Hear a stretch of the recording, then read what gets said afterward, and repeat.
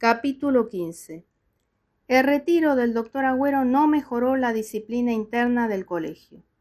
Estaba reservada esa difícil tarea a don José M. Torres, que con mano de hierro y cargando con la más franca y abierta odiosidad que es posible dedicar a un hombre, nos metió en vereda, nos domó a fuerza de castigos, transformando el encierro en la morada habitual de algunos de nosotros, privándonos de salida, levantando en alto, en fin, el principio de autoridad.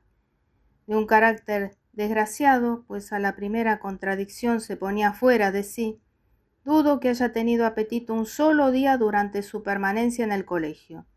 Oíamos a cada instante su voz de trueno rebotar en el eco de los claustros, vibrante e inflamada.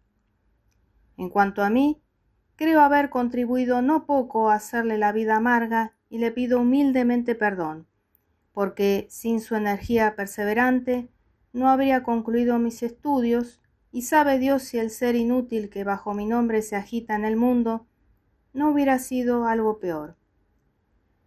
Pero antes de su ingreso, el colegio fue regido algún tiempo por un sacerdote, de quien tengo forzosamente que hablar tan mal que me limito a designarle solo por iniciales.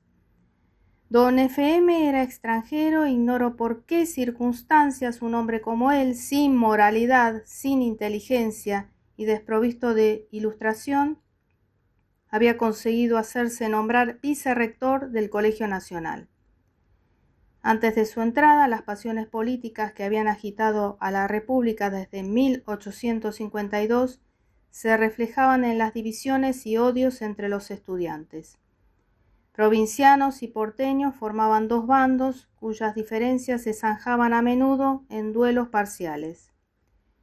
Los provincianos eran 2/3 partes de la totalidad del internado y nosotros, los porteños, ocupábamos modestamente el último tercio. Eran más fuertes, pero nos vengábamos ridiculizándolos y remedándoles a cada instante.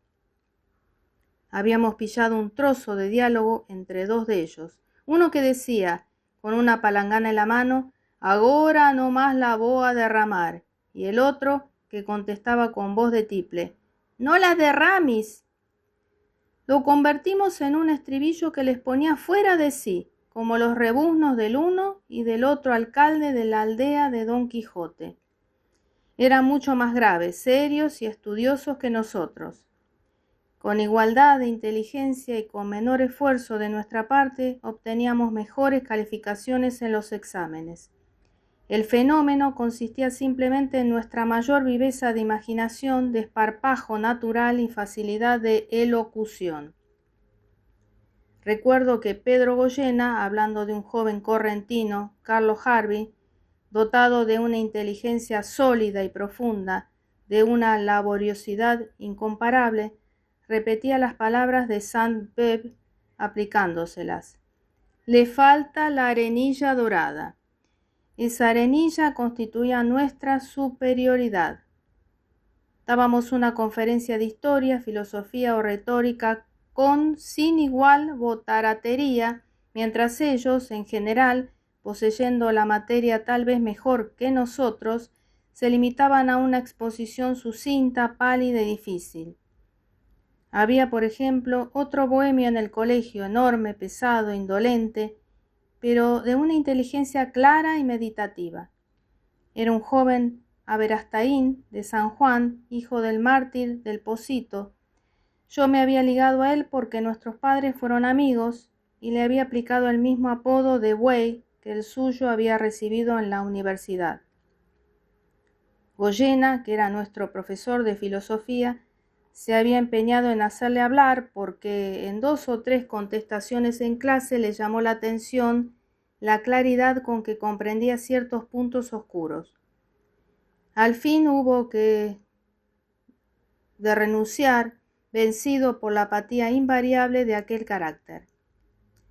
El pobre Aberastain fue una de las primeras víctimas del cólera en 1867.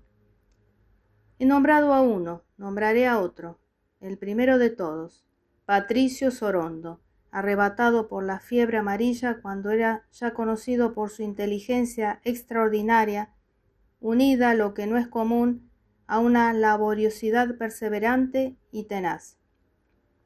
Era el primer discípulo de su clase.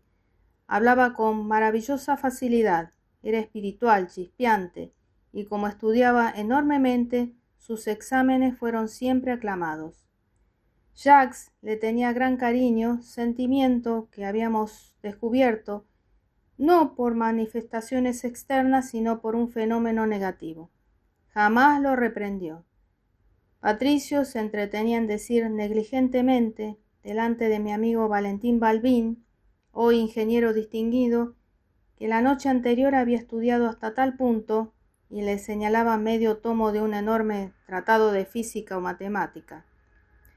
Valentín, animado de una emulación digna y de un gran orgullo, volvía al día siguiente pálido y con ojos marchitos, habiendo estudiado hasta el punto indicado, tragándose un centenar de páginas que Patricio no había aún recorrido.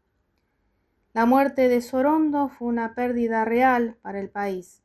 Habríamos tenido en él un hombre de Estado, liberal, lleno de ilustración y con un carácter firme y recto.